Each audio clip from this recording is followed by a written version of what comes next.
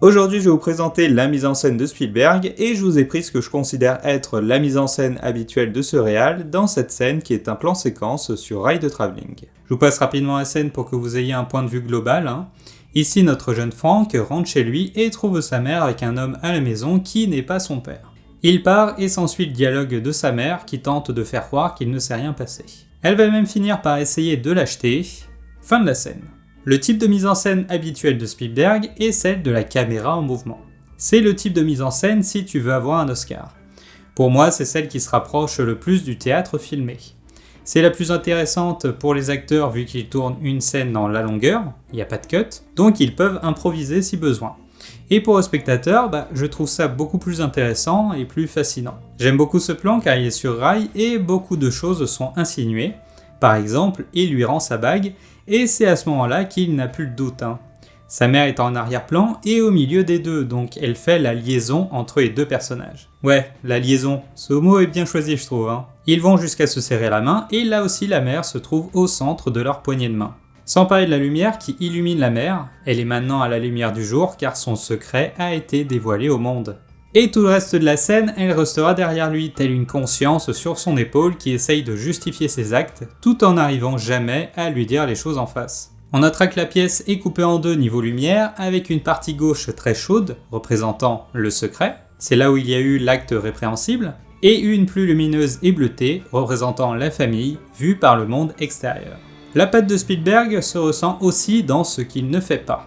En règle générale, pour les séquences d'émotion, nous aurons des gros plans sur les visages des acteurs car ce sont eux qui génèrent l'émotion d'une scène. Soi-disant, car c'est dans les bases du cinéma, après sur le terrain, c'est pas forcément le cas. Spielberg utilise peu les gros plans et reste souvent légèrement en retrait comme ici, car sinon c'est très intrusif.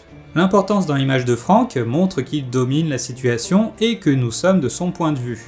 Elle est plus petite et dans la lumière, pourtant elle est coupable. Elle a fait tout ça dans son dos. On est du point de vue de Frank car on le voit assimiler la nouvelle. Admettons, si toute la scène avait été filmée de la cuisine, les faits auraient été différents. On aurait été dans le stress de sa mère et dans l'attente de la réaction de son fils qui aurait été de dos. Au lieu de ça, il préfère que le spectateur reste écarté sentimentalement parlant pour mieux apprécier et appréhender la nouvelle. Jusqu'ici, c'était une famille très heureuse, avec des problèmes d'argent, certes, mais il avait des parents unis. Là, c'est le démantèlement de sa famille. Il n'y avait pas besoin d'en rajouter avec un gros plan sur le visage sanglotant de Frank, qui aurait fait doublant avec ce plan qui arrive un peu après.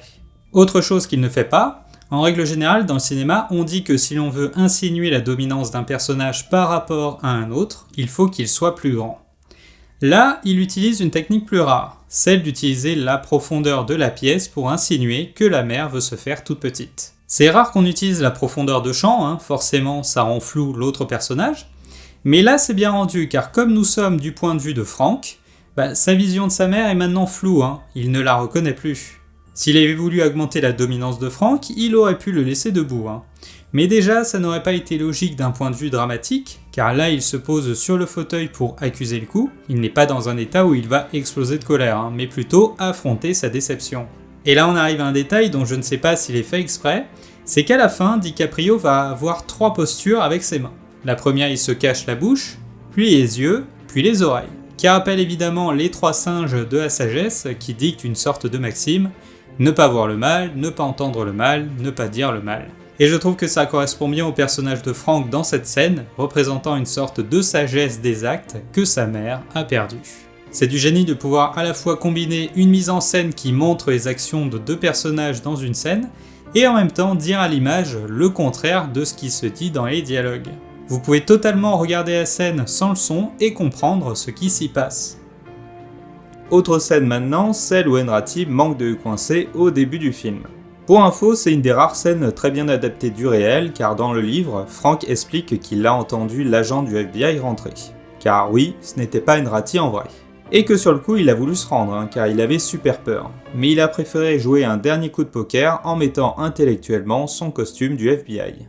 Ici, tout est filmé caméra à l'épaule pour donner de la vivacité et de la tension à la scène qui est une digne représentation d'un schéma de manipulation plutôt commun, et toute la scène est bien entendu du point de vue de Enrati. Étape 1, surprendre la victime en la plongeant dans un état de confusion.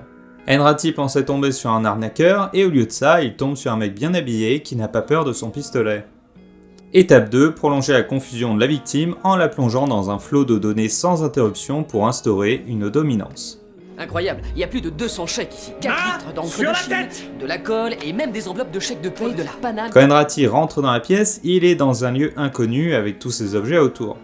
Son interlocuteur par contre est chez lui, et connaît tous les objets qui l'entourent. Dans cette étape, Enrati va vouloir créer de l'ordre dans ce flot de données qu'il ne comprend pas, et Frank va le calmer direct. Calme. Vous êtes en retard. Là, ça y est, il domine son interlocuteur qui gobera toutes les infos qu'on lui donnera car il veut remettre de l'ordre dans sa tête. C'est là que la troisième étape arrive, car Frank va maintenant donner certaines infos pour le guider sur le bon chemin et même son portefeuille qui est une distraction intellectuelle.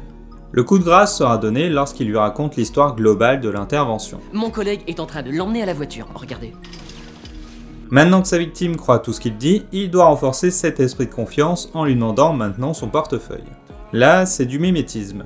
Si tu fais ce que j'ai fait avant, alors on est les mêmes. Et la scène se finit par cette phrase. Je le récupérerai tout à l'heure. J'ai confiance.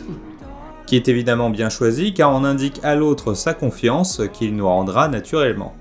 Et c'est là en général que les vendeurs sans scrupules profiteront de cette confiance réciproque totalement imaginaire pour vous vendre des trucs. Là, Frank part et techniquement n'a pas conclu la vente.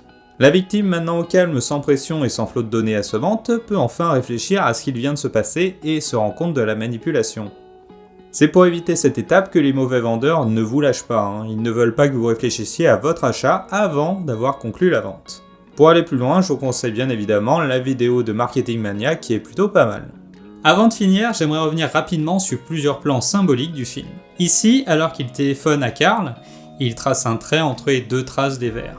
Petit symbole montrant qu'il cherche à créer un lien avec quelqu'un d'autre. La surexposition va apparaître plusieurs fois comme ici. Les personnages secondaires sont toujours éblouis par la lumière. Là aussi, symbole en image qu'ils ne voient que la couche extérieure des personnages. Ils ne voient que le costume, et non la personne à l'intérieur. Pourquoi les Yankees gagnent toujours? Cette phrase du père revient à plein de moments dans le film, comme son toc d'arracher les étiquettes. Frank est un personnage qui assimile les costumes des personnages et les collectionne, mais n'arrive jamais à être leur contenu. Ou encore ce plan où il marche sans s'arrêter avec Enrati qui le poursuit, littéralement le speech du film, et qui finit où il lui explique qu'il ne le poursuivra plus. Il a ainsi deux choix, symbolisés par les deux exits de chaque côté, partir vers une nouvelle fuite ou revenir et créer sa vie honnête. Le panneau au-dessus d'eux en rajoute une couche, car ça veut dire hall d'entrée et récupération des bagages. Rien d'anormal pour un aéroport, pourtant dans ce cas précis, le hall d'entrée, c'est l'endroit où Frank doit aller s'il veut commencer sa vie et arrêter de fuir. Mais il devra pour ça récupérer ses bagages, qui sont évidemment tous les délits qu'il a fait jusque-là. Pour approfondir le style de mise en scène de Spielberg, je vous conseille La liste de Schindler, qui représente vraiment pour moi tout le génie de ce réal, puisque chaque plan est vraiment réfléchi aussi bien que cette scène. Mais aussi Always, que quasi personne n'a vu, et pourtant dans ce film, il fait énormément de tests de mise en scène avec la caméra en mouvement, tests qui se retrouveront bien plus soignés dans La liste de Schindler. Vraiment, je vous conseille ce film, car même de gros cinéphiles qui vous diront qu'ils sont incollables sur Spielberg, ils n'ont pas vu ce film. Vous avez quelques images tirées de mon Blu-ray. En plus, on a la chance d'avoir une édition remasterisée de manière extrêmement soignée. Vraiment, il y a des plans, t'as l'impression qu'ils ont été tournés hier. C'est impressionnant, et préparez-vous à pleurer. Si vous souhaitez approfondir, je vous renvoie sur ma vidéo l'histoire vraie de ce film, car il est adapté du livre de Frank et il reprend les grandes lignes de l'histoire, mais reste quand même bien éloigné de la réalité. Allez, bisous!